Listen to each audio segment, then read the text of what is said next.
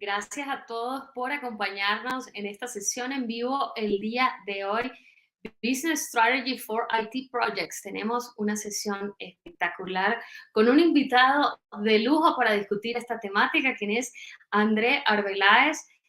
Lo conozco desde hace algunos años y bueno, fue la persona encargada de introducirme y de presentarme al selecto grupo de empresarios y líderes latinos en el sector de tecnología y en general de los negocios en Estados Unidos. Vamos a hacer esta sesión interactiva, les voy a leer un poco sobre André y como ustedes saben, las hacemos con un poquito de español, un poquito de inglés para interactuar con ambas audiencias. Así que bienvenido y espero que disfruten este episodio de hoy. Bueno, Andrea Velázquez, he's a global technology executive and a leader in the Hispanic community nationally as the president and CEO of the Hispanic C-Suite Corporate Council, the HC3. He's a frequently sought speaker on technology, diversity and inclusion, and smart city topics, and has spoken at events from the White House to the United Nations headquarters. So I'm so honored to have you here, Andre. Welcome to our talk show. Un placer, and thank you very much for having me. It's a pleasure. It's a pleasure to have you with this very important topic.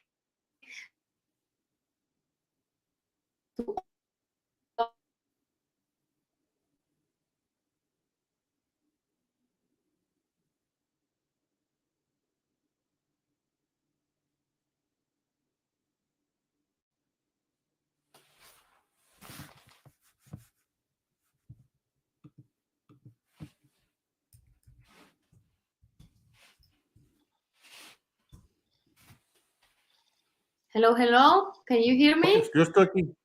Ahora que te puedo oír. Okay. Let me repeat the question. What is the first step an executive director should take to begin the digital transformation journey? A key aspect of going on that journey is an assessment of the resources, the physical, human, and strategic direction of the organization. As you go into that journey, one must understand the maturity of the organization to go to the cloud, what makes sense from that perspective, what the applications on premise are moving forward, what must stay for strategic or intellectual property purposes. But that journey is one that has to be carefully assessed. And often vendors or / consultants will help you make that path that transition for digital transformation as easily as possible. That's for sure. Como dicen, dos cabezas piensan más que una. La visión de afuera es importante también. Sí, y sí. De acuerdo contigo, André. Y es conocido que el mercado americano crece a una escala diferente con respecto a Latinoamérica. Correcto. Sin embargo, en Latinoamérica, we have talent. So how to identify Latinos talent in IT projects as a value offer for American companies? Yo puedo responder esto en dos maneras, en inglés y español, pero primero, siendo latino, que soy colombiano, siempre quiero apoyar mi gente, como dice, la gente de nuestra tierra. Y hemos aprendido que una de las mejores cosas es que el talento sí está en América Latina, no hay duda de eso, la gente es muy inteligente. Una de las cosas mejor es que están en el mismo time zone. Uh-huh. Y el inglés es mejor que en otras áreas del mundo, porque pueden hablar para call centers, contact centers, y también ser parte del equipo de level 1, level 2, level 3, y también para tener un proyecto que está enfocado en los Estados Unidos, pero puedes contratar una compañía latina que tener 2 o 3 ejecutivos ahí en el proyecto, ahí en los headquarters en los Estados Unidos y comunicar con la gente en América Latina. Puede ser México, Costa Rica, Colombia, Argentina, cualquier lugar que tiene los resources que están estudiados. Entonces, yo sé, porque yo he trabajado por 2 compañías de América Latina, uno de México, que se llama SoftTech, y otra de Argentina, que se llamaba Globant, que podía mostrar a las compañías americanas que este modelo de nearshoring era muy efectivo. Entonces, y como los ejecutivos americanos les gustaban, porque primero, pueden ser llamadas durante el día de negocios. No tenían que despertar a las 4 de la mañana para hablar con India. No tenían que estar en una llamada en la noche, a las 9 de la noche, con India también, porque eso es el tiempo de sunlight por ellos. Entonces, ese, ¿cómo dice? Beneficio que trae América Latina ayuda muchísimo porque tienen todo el paquete. Tienen la inteligencia, tienen la hora y también el inglés y el método como comunican es mucho mejor que de otros lugares del mundo. Es correcto. Adicionalmente, cuando hablamos de este tipo de proyectos de innovación, de tecnología que involucran un factor de cambio, de gestión del cambio, de adaptación de las personas, todo tiene que ser para ayer. Todo lo necesitamos rápido y bien hecho. Sí. How do you think how is agile methodologies driving long-term relationships with the high-level executives? En este tiempo, déjame responder esto en inglés.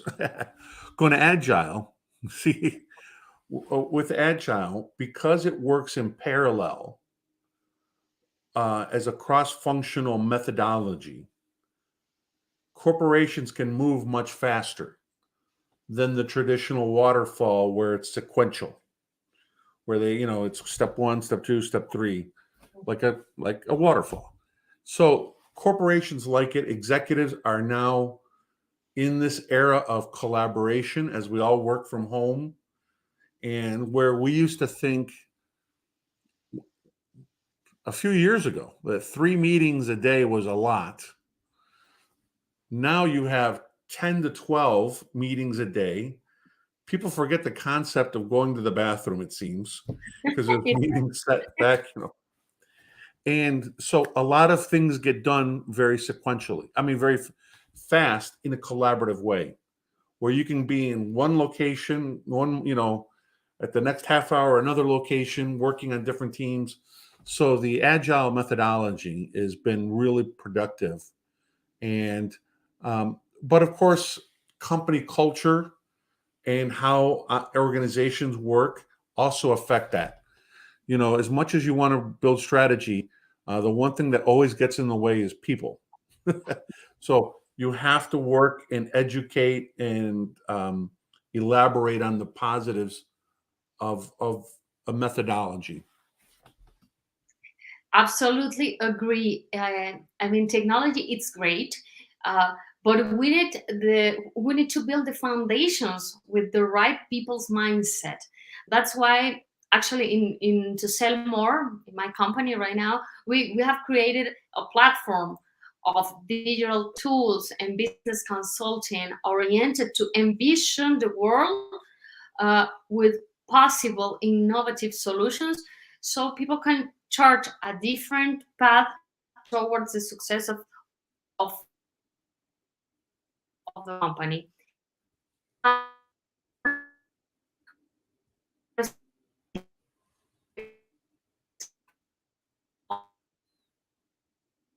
We help our customers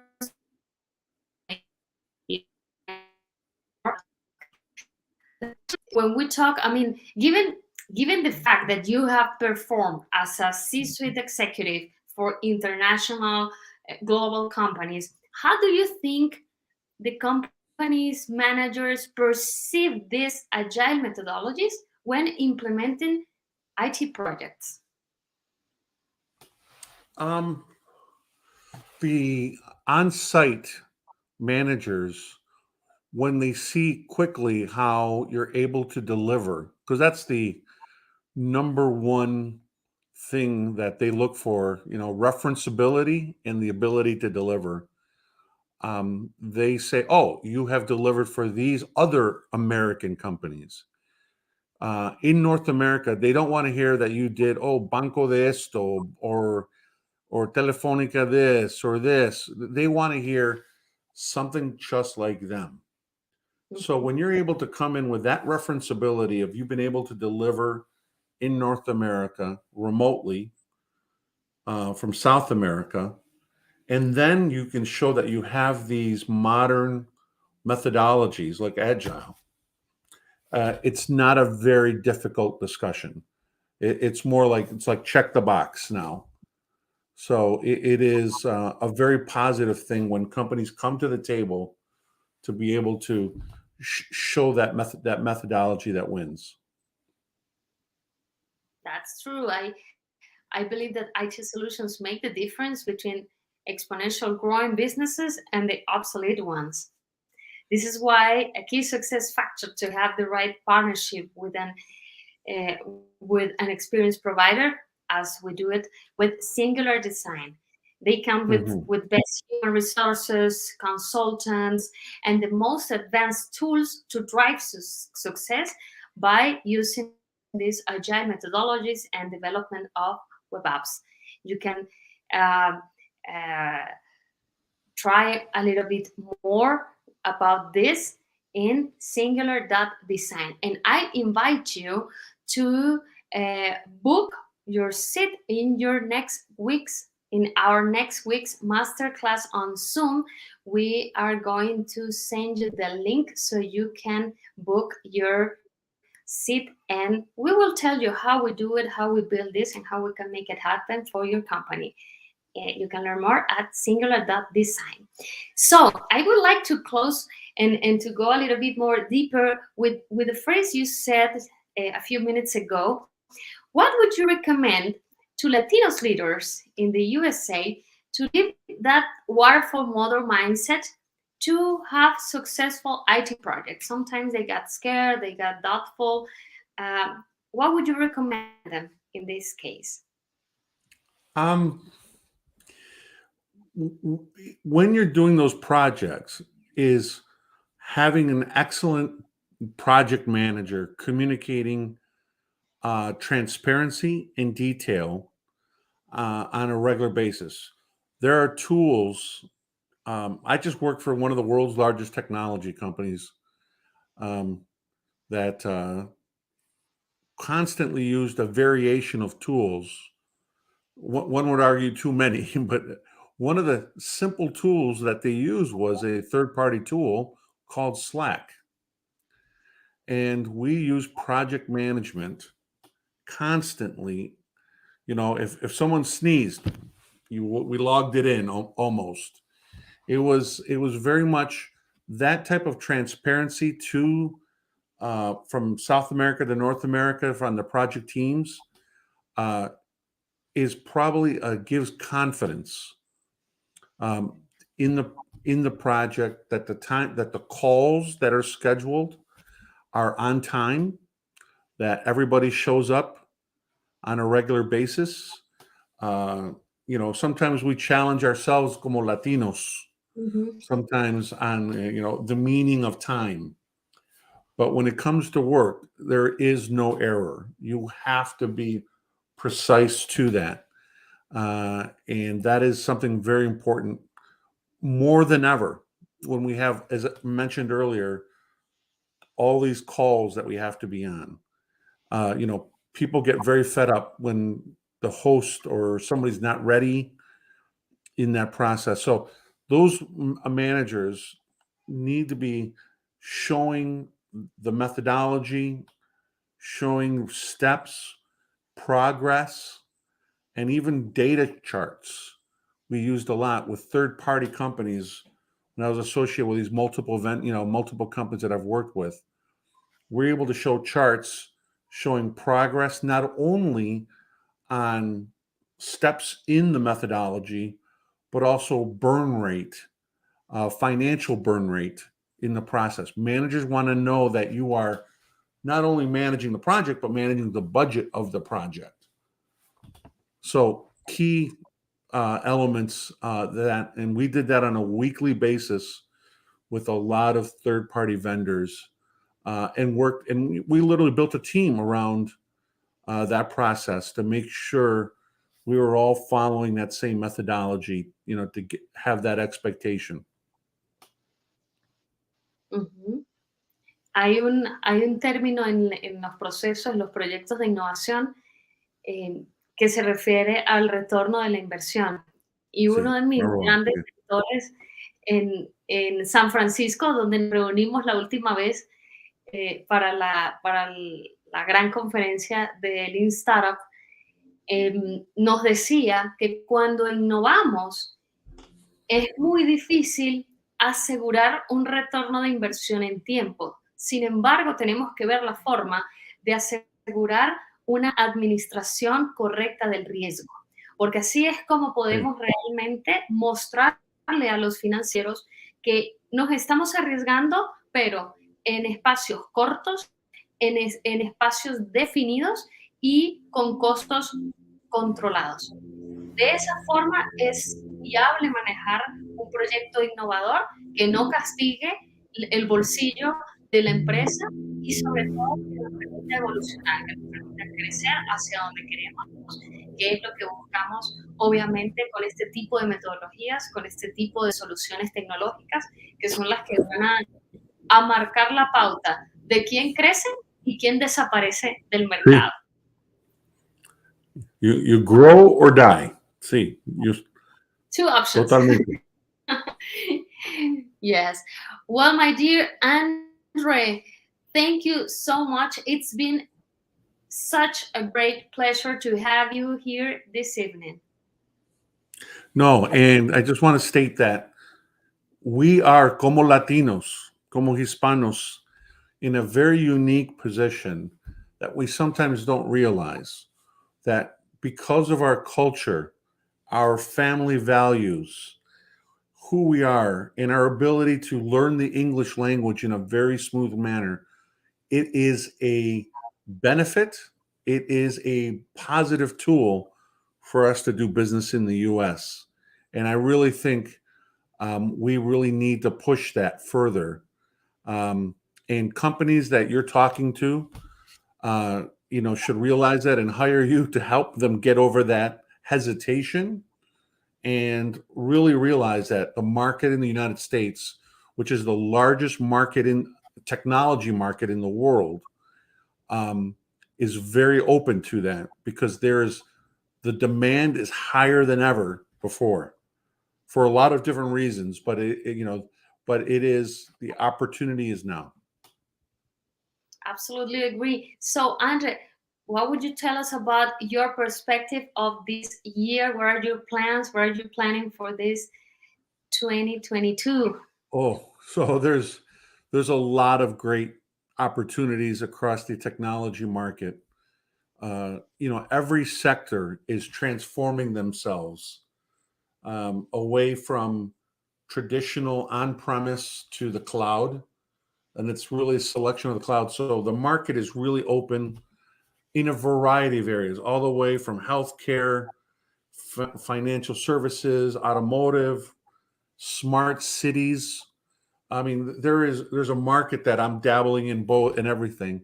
And then, of course, one of my passions here in the United States is to help those Latinos keep getting forward with a methodology that I call push up, pull up, to really help that, which has created what you see behind me, the Hispanic C-suite corporate council. And we are bringing executives from the NFL, the NBA, not just technology, but also in cybersecurity, CIOs that you may know, that have been part of my world through high tech, but a bunch of different executives and even in the energy sector, and really making sure that we all get to see them. Because if we don't see it, we may not believe it. But you'd be surprised how high Latinos are growing. But we're very humble and quiet people here in the United States.